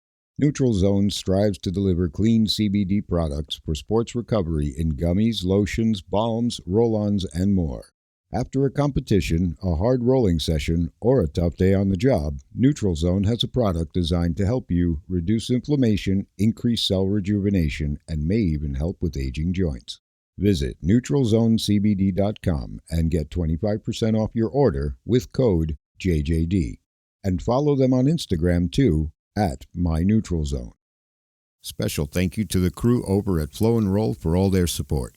Flow and Roll is renowned for their incredible no-gi rash guards, shorts, and leggings. Flow and Roll has quickly become the premier custom apparel provider for academies big and small throughout the United States. Reach out today to discuss your custom order and ask about their incredible pre-order program. You can send an email to flowandroll@gmail.com or visit their Instagram at flow_n_roll and shoot them a direct message. And yes, they can create an awesome custom gi for your academy as well. Visit flowandroll.com to check out their awesome designs, and while you're there, pick up a Jiu-Jitsu Dummy signature tee exclusively at flowandroll.com. And remember, you'll get 20% off your purchase of t-shirts, rash guards, or gis with code JJD. All right, we're going to wrap it up.